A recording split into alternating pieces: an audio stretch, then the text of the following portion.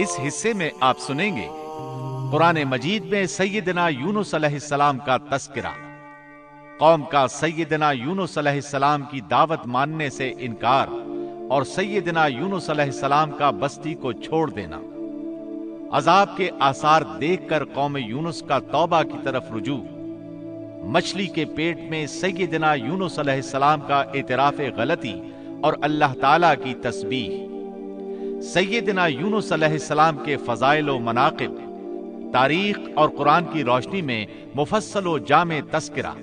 तो आइए सुनते हैं क़िससुल अंबिया का 11वां हिस्सा। यूनुस अलैहिस्सलाम एक अजीम और करीम नबी थे। इनका किस्सा कुरान करीम में एक अनोखा किस्सा है। आपके वालिद का नाम मत्ता था और आप सैयदना इब्राहीम अलैहिस्सलाम की नस्ल से थे। आपका एक नाम जुन्नून भी है, यानी मछली वाले। अन्नून का मतलब है मछली। इसी तरह आपको साहिबुल हूत भी कहा जाता है। अल्लाह ताला ने आपको इन सब नामों से पुकारा है। आपको एक अजीम बस्ती की तरफ मबूस किया गया। इस बस्ती का नाम नीनवा था। ये इराक के शिमाल में वाक़े थी, मौसिल के बिल मुकाबिल थी। इन दोनों के दरमियान दरियाए दिजला वाक़े था। मौसिल दरियाए दिजला के किनारे वाक़े था, जबकि इसके बिल्कुल सामने नीनवा की बस्ती थी। इमाम इब्ने कसीर रहमतुल्लाह अलैह ने नीनवा के बारे में और उन आसार व वाक़यात के बारे में लिखा है जो उनके जमाने में मौजूद थी। वहां कुछ बुत थे जो औंधे मुंह गिरे पड़े थे। अल्लाह तबारक व तआला ने यूनुस अलैहिस्सलाम को नीनवा की तरफ रसूल बनाकर भेजा। सूरत साफात आयत 139 में है, और बेशक यूनुस रसूलों में से थे। आगे अल्लाह आयत 147 में फरमाते हैं, और हमने उसे 1 लाख बल्कि और ज्यादा आदमियों की तरफ भेजा। यानी उनकी तादाद 1 लाख से ज्यादा थी। रहा यह सवाल कि लाख से कितने ज्यादा थे, अक्सर उलमाए किराम ने वजाहत की है कि वो 1 लाख से करीबन 20,000 ज्यादा थे। इस तरह बस्ती वालों की तादाद 1,20,000 थी और ये सब के सब कुफ्र पर थे। यूनुस अलैहिस्सलाम उन्हें साल हर साल दावत देते रहे, लेकिन वो अपने कुफ्र ही पर डटे रहे। फिर उन्होंने सैयदना यूनुस अलैहिस्सलाम पर जुल्म व जबर शुरू कर दिया। उन्हें धमकियां दी, मसाइब व आलाम से दो चार किया। मतलब ये कि जिस तरह दूसरे अंबिया किराम के साथ किया गया, इनके साथ भी वही सलूक हुआ। आखिर आपने अपनी कौम को अल्लाह के अजाब से आगाह करते हुए ऐलान फरमा दिया कि फलां दिन तुम पर अजाब आ जाएगा। फिर खुद गुस्से की हालत में उस बस्ती से निकल गए, जबकि अल्लाह ताला ने उन्हें मुतय्यन दिन की मोहलत देने की इजाजत तो दी थी, लेकिन इस बस्ती से निकल जाने का हुक्म नहीं दिया था। जब आपने उन्हें यह मोहलत सुनाई तो खुद गुस्से की हालत में बस्ती से निकल गए। सूरह अंबिया आयत 87 में अल्लाह ताला फरमाते हैं, मछली वाले को याद करो जबकि वो गुस्से से चल दिया और ख्याल किया कि हम उसे न पकड़ सकेंगे। इस आयत की तफसीर में इमाम राजी रहमहुल्लाह लिखते हैं, जिसने ये गुमान किया कि अल्लाह ताला उसे पकड़ने की कुदरत नहीं रखता, वो आदमी काफिर है। सैयदना अमीर मुआविया रजी अल्लाह अन्हु से रिवायत है, उन्होंने सैयदना इब्ने अब्बास रजी अल्लाह अन्हुमा से कहा, आज रात कुरान करीम की चंद आयात के मानी में मैं उलझ कर रह गया हूँ। मुझे कोई रास्ता सुझाई नहीं दे रहा कि इस उलझन से किस तरह निकलूं। मुझे बस आप ऐसे नजर आते हैं जो इन आयात का मतलब बता सकते हैं। कम अज कम मैं इन आयात की तफसीर और ताबीर नहीं समझ सका। इब्ने अब्बास रजी अल्लाह अन्हुमा ने पूछा, वो कौन सी आयात हैं? सैयदना अमीर मुआविया रजी अल्लाह अन्हु कहने लगे, यूनुस अलैहिस्सलाम का ये ख्याल करना कि अल्लाह ताला उन पर कुदरत नहीं रखते। ये सुनकर सैयदना इब्ने अब्बास रजी अल्लाह अन्हुमा ने फरमाया, इससे मुराद ये नहीं। ये लफ्ज कद्र यहाँ तंगी के माना में आया है, कुदरत और ताकत रखने के माना में नहीं। अल्लाह ताला ने कद्र बमाना तंगी और कद्र बमाना कुदरत दोनों का इस्तेमाल किया है। तंगी के माना की मिसाल सूरत तलाक आयत नंबर 7 में है। और जिस पर उसके रिस्क की तंगी की गई हो, उसे चाहिए कि जो कुछ अल्लाह ताला ने उसे दे रखा है उसी में से अपनी हैसियत के मुताबिक दे। तो इस आयत में भी यही माना मुराद है कि उन्होंने गुमान कर लिया हम उन पर तंगी नहीं करेंगे, یعنی ان کا خیال یہ تھا کہ اگرچہ وہ اللہ تعالیٰ کی اجازت کے بغیر نکل کھڑے ہوئے ہیں پھر بھی اللہ ان پر تنگی نہیں کریں گے، کیونکہ وہ اللہ کے ایک معزز نبی اور رسول ہیں اور ان کی قوم کے لوگ اللہ کی گرفت اور اس کے عذاب کے مستحق ہیں۔ انہی پر اللہ کا عذاب نازل ہونے والا ہے۔ اس عذاب کی خبر انہیں پہلے ہی سنا دی گئی ہے اور مہلت دے دی گئی ہے، مگر وہ خود اگرچہ اللہ کی اجازت کے بغیر ہی چلے آئے ہیں پھر بھی انہیں سرزنش نہیں کی جائے گی اور وہ کسی گرفت میں نہیں آئیں گے۔ اللہ تعالیٰ ان کے لیے کوئی تنگی نہیں فرمائیں گے۔ اللہ تعالیٰ سورۃ الانبیاء آیت 87 میں فرماتے ہیں، اس نے خیال کیا کہ ہم اسے پکڑ نہیں سکیں گے۔ مطلب یہ کہ ہم انہیں کوئی سزا نہیں کریں گے اور ان پر کسی طرح کی تنگی نہیں کریں گے، اور وہ سمندر کی طرف چل دیے۔ انہی دنوں میں عذاب الہی کی کچھ علامات نینوا بستی پر ظاہر ہونا شروع ہو گئی۔ ایک بہت بڑا سیاہ بادل ان کی طرف بڑھنے لگا۔ اس بادل میں آگ کے شعلے دکھائی دینے لگے۔ ان لوگوں نے یہ بادل ان متعین دنوں میں سے پہلے ہی دن دیکھ لیا۔ اس کو دیکھتے ہی وہ سمجھ گئے کہ جس طرح سیدنا یونس علیہ السلام نے انہیں آگاہ کیا تھا یہ عذاب ان پر نازل ہو کر رہے گا، اور جو عذاب سیدنا لوط علیہ السلام کی قوم پر آیا تھا وہ اس کے بارے میں بھی اچھی طرح جانتے تھے۔ وہ بستی ان کی بستی کے قریب ہی تھی، اس لیے وہ ڈر گئے۔ ان کے سردار جمع ہوئے اور کہنے لگے، جیسے تم سے پہلے لوگوں پر عذاب اترا کرتے تھے تم پر بھی یہ نازل ہو کر رہے گا، جلدی کرو، سب جمع ہو جاؤ۔ چنانچہ انہوں نے اس بات پر اتفاق کر لیا کہ سیدنا یونس علیہ السلام نے بالکل سچ فرمایا تھا۔ اللہ کی قسم، یہ بالکل وہی عذاب ہے، تم اللہ کے عذاب سے نجات نہیں پا سکو گے۔ اس سے بچنے کی ایک ہی صورت ہے کہ تم ایمان لے آؤ اور توبہ کر لو۔ اس طرح وہ سب کے سب ایمان لے آئے، لیکن سیدنا یونس علیہ السلام وہاں موجود نہیں تھے۔ ان کی عدم موجودگی میں یہ سب کے سب یعنی 1,20,000 افراد ایمان لے آئے۔ انہوں نے پیوند لگے کپڑے پہنے اور اللہ کے حضور عاجزی، انکساری اور آہوزاری شروع کر دی۔ رونے لگے، اللہ سے بخشش مانگنے لگے، پھر اسی حالت زار میں باہر کھلے میدان کی طرف نکل آئے۔ ان کے سرداروں نے سب کو الگ الگ کر دیا، یہاں تک کہ ماں اور بیٹے کو بھی جدا کر دیا۔ سب اپنی اپنی جگہ پر یعنی ماں اپنی جگہ پر اور بیٹا اپنی جگہ پر آہوزاری کرنے لگے تاکہ ان پر اللہ تعالیٰ کی رحمت نازل ہو جائے۔ یہ عذاب 3 دن تک ان کے سروں پر منڈلاتا رہا اور یہ بھی مسلسل آہوزاری کرتے رہے، اپنی عاجزی ظاہر کرتے رہے، معافیاں مانگتے رہے۔ آخرکار اللہ تعالیٰ نے ان پر رحم و کرم فرما دیا اور عذاب کو ان سے پھیر دیا۔ اللہ تعالیٰ سورہ یونس آیت 98 میں فرماتے ہیں، چنانچہ کوئی بستی ایمان نہ لائی کہ ایمان لانا اس کے لیے فائدہ مند ہوتا سوائے یونس کی قوم کے۔ مطلب یہ کہ سابقہ امتوں میں سے کسی کے بارے میں یہ سننے میں نہیں آیا کہ پوری قوم ایمان لے آئی ہو۔ تمام بستیوں میں ایک بھی بستی ایسی نہیں تھی، بس ایک یونس علیہ السلام کی قوم ایمان لے آئی۔ اللہ تعالیٰ سورہ یونس آیت 98 میں فرماتے ہیں، جب وہ ایمان لے آئے تو ہم نے رسوائی کے عذاب کو دنیاوی زندگی میں ان پر سے ٹال دیا اور ان کو ایک وقت تک کے لیے زندگی سے فائدہ اٹھانے کا موقع دیا۔ مطلب یہ کہ ہم نے انہیں دنیاوی زندگی کا لطف اٹھانے کا موقع دیا۔ اب اس قوم پر قیامت کے دن تک عذاب نہیں اترے گا۔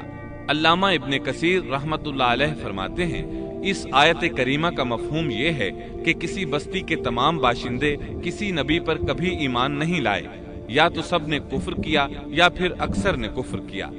لیکن یونس علیہ السلام کی قوم واحد ایسی قوم ہے جو تمام کی تمام عذاب الہی کے آثار دیکھ کر ایمان لے آئی۔ سابقہ ادوار میں جتنی بھی بستیاں گزری ان میں اہل ایمان کے ساتھ یا تو کفار رہے ہیں یا ان میں منافقین بھی رہے ہیں۔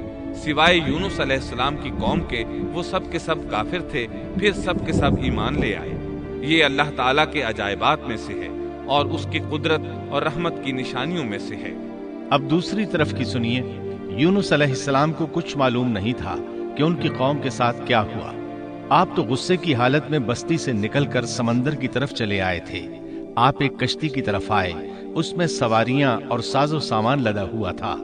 اللہ تعالیٰ سورۃ الصافات آیت 140 میں فرماتے ہیں، جب وہ بھاگ کر بھری کشتی پر پہنچے کشتی روانہ ہوئی، موجیں اٹھی، سمندر میں طغیانی آئی، یوں لگتا تھا کہ بس ابھی غرق ہوئے۔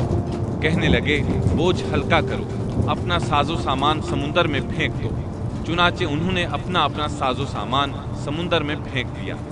اس طرح کشتی کچھ ہلکی ہو گئی، لیکن ضرورت کے مطابق ہلکی نہ ہو سکی۔ اب وہ کہنے لگے کسی کو سمندر میں گرانا ضروری ہے تاکہ کشتی مزید ہلکی ہو جائے، ورنہ یہ ڈوب جائے گی۔ جلدی کرو، قرع ڈالو۔ جس کے نام کا قرع نکلتا جائے اسے سمندر میں گراتے جاؤ اور بار بار یہ عمل دہراتے جاؤ یہاں تک کہ کشتی ہلکی ہو جائے۔ چنانچہ قرع ڈالا گیا۔ سب سے پہلے یونس علیہ السلام کا نام نکلا۔ سب کہنے لگے نہیں، یہ تو ایسے نہیں ہے، ان کے چہرے پر تو سجدوں کے نشانات ہیں، انہیں رہنے دو۔ پھر قرع ڈالا، چنانچہ پھر قرع ڈالا گیا، پھر انہی کا نام نکلا۔ سب نے تعجب کیا۔ تیسری مرتبہ پھر قرع ڈالا گیا، اس بار پھر یونس علیہ السلام ہی کا نام نکلا۔ اللہ تعالیٰ سورۃ الصافات آیت 141 میں فرماتے ہیں، پھر قرآن اندازی ہوئی تو یہ مغلوب ہو گئے۔ ہر بار انہی کا نام نکلا۔ آخرکار ان لوگوں نے انہیں پکڑ کر سمندر میں گرا دیا۔ تو پھر انہیں مچھلی نے نگل لیا۔ حوت بڑی مچھلی کو کہتے ہیں۔ اللہ تعالیٰ نے حوت کو القاء فرمایا، انہیں کھانا نہیں، نہ ان کے جسم کو کوئی گزند پہنچے۔ یہ اس مچھلی کو اللہ تعالیٰ کے احکامات تھے۔ اللہ تعالیٰ سورۃ الصافات آیت 142 میں فرماتے ہیں، تو پھر انہیں مچھلی نے نگل لیا اور وہ خود اپنے آپ کو ملامت کرنے لگے۔ یعنی وہ سمجھ گئے کہ بار بار جو ان کا نام قرآن اندازی میں نکلتا رہا ہے تو وہی مقصود ہے، چنانچہ خود کو ملامت کرنے لگے۔ اور یہ ملامت توبہ کی ابتدا ہے کہ انسان خود کو ملامت کرتا ہے۔ اب یونس علیہ السلام مچھلی کے پیٹ میں تھے۔ اللہ کی قدرت، آپ مچھلی کے پیٹ میں 3 دن تک رہے۔ بعض روایات میں 7 دن اور زیادہ سے زیادہ مدت 40 روز آئی ہے۔ آپ نے مچھلی کے پیٹ میں اللہ تعالیٰ کو پکارا۔ اللہ سورۃ الانبیاء آیت 87 میں فرماتے ہیں، آخر کار وہ اندھیروں کے اندر سے پکار اٹھے۔ علماء نے یہاں 3 اندھیروں کا ذکر کیا ہے، مچھلی کے پیٹ کا اندھیرا، سمندر کا اندھیرا اور رات کا اندھیرا۔ گویا ان پر یہ سارے اندھیرے اکٹھے ہو گئے تھے۔ اللہ سورۃ الصافات آیت 143 اور 144 میں فرماتے ہیں، پس اگر یہ پاکی بیان کرنے والوں میں سے نہ ہوتے تو لوگوں کے اٹھائے جانے کے دن تک اس کے پیٹ ہی میں رہتے۔ مطلب یہ کہ اگر آپ اللہ تبارک و تعالیٰ کی تسبیح نہ بیان کرتے تو مچھلی کے پیٹ ہی میں رہتے۔ آپ نے دعا نہیں مانگی بلکہ اللہ عز و جل کی تسبیح بیان کی۔ روایات میں یوں بھی آتا ہے کہ جب مچھلی آپ کو سمندر کی اتھاہ گہرائی میں لے گئی تو آپ وہاں آبی مخلوقات کی تسبیحات کی آوازیں سننے لگے۔ گویا اللہ تعالیٰ نے انہیں القاء فرمایا کہ آپ بھی تسبیح کریں۔ اللہ سورۃ الانبیاء آیت 87 میں فرماتے ہیں، بالآخر وہ اندھیروں کے اندر سے پکار اٹھا کہ الہی تیرے سوا کوئی معبود نہیں، تو پاک ہے، بے شک میں ظالموں میں ہو گیا۔ چنانچہ یونس علیہ السلام نے اس تسبیح کے الفاظ کو یوں ادا فرمایا۔ امام احمد، امام ترمذی، امام نسائی اور دیگر ائمہ رحمہم اللہ نے یہ حدیث نقل کی ہے کہ یونس علیہ السلام کی وہ دعا جو انہوں نے مچھلی کے پیٹ میں مانگی تھی وہ یہی ہے۔ جو بھی مسلمان یہ دعا اپنی کسی حاجت میں مانگے گا، اللہ تعالیٰ اس کی دعا ضرور قبول فرمائے گا۔ یہ دعائے مستجاب ہے، مقبول دعاؤں میں سے ہے۔ اسی دعا کے بعد اللہ تعالیٰ نے یونس علیہ السلام کو اس پریشانی سے نجات عطا فرمائی۔ اللہ سورۃ الانبیاء آیت 88 میں فرماتے ہیں، تو ہم نے اس کی پکار سن لی اور اسے غم سے نجات دے دی، اور ہم ایمان والوں کو اسی طرح بچا لیا کرتے ہیں۔ ایک صحابی نے نبی کریم صلی اللہ علیہ وسلم سے پوچھا، اے اللہ کے رسول صلی اللہ علیہ وسلم، یونس علیہ السلام نے جو دعا مچھلی کے پیٹ میں مانگی، کیا وہ صرف انہی کے لیے تھی یا ان کے بعد اہل ایمان کے لیے بھی ہے؟ تو آپ نے فرمایا، یہ دعا یونس علیہ السلام کے لیے خاص تھی اور سب اہل ایمان کے لیے عام ہے۔ کیا تم نے اللہ تعالیٰ کا یہ فرمان نہیں سنا؟ اور ہم ایمان والوں کو اسی طرح بچا لیا کرتے ہیں۔ جو بھی اس دعا کو پڑھے گا اللہ اسے رنج و غم سے نجات دیں گے۔ ایک قول کے مطابق تقریباً 40 روز آپ کی شب و روز یہی دعا رہی۔ اس مدت کے ختم ہونے پر اللہ تعالیٰ نے آپ کی دعا کو قبولیت بخشی۔ مچھلی ساحل پر پہنچی، انہیں کنارے پر ڈالا اور واپس چلی گئی۔ اس بات کو اللہ تعالیٰ نے سورۃ الصافات آیت 145 میں یوں بیان فرمایا ہے، بس اسے ہم نے چٹیل میدان میں ڈال دیا اور وہ اس وقت بیمار تھے۔ آپ وہاں اسی طرح لیٹے رہے، پھر اللہ کی قدرت سے آپ کے قریب ایک بیل دار درخت اگا، جیسا کہ سورۃ الصافات آیت 146 میں ہے، اور اس پر سایہ کرنے والا ایک بیل دار درخت ہم نے اگا دیا۔ اس کدو کے درخت کے متعلق مورخین کا کہنا ہے کہ اللہ تعالیٰ نے اس درخت کا انتخاب اس لیے فرمایا تھا کہ اس درخت کے پتے چوڑے ہوتے ہیں، ان کے سائے میں انہیں ڈھانپ دیا گیا تاکہ ہوا سے اذیت نہ پہنچے، اس لیے کہ ان کے جسم سے جلد اتر گئی تھی۔ پھر اس درخت سے خوشکن خوشبو بھی آتی تھی، اس خوشبو نے انہیں فرحت بخشی۔ پھر کدو کی خوشبو میں ایک خصوصیت یہ تھی کہ حشرات الارض کو دور رکھتی ہے۔ اللہ تعالیٰ نے انہی خصوصیات کی وجہ سے اس بیل دار درخت کا انتخاب فرمایا تھا تاکہ آپ ہر طرح کی تکلیف سے محفوظ رہیں۔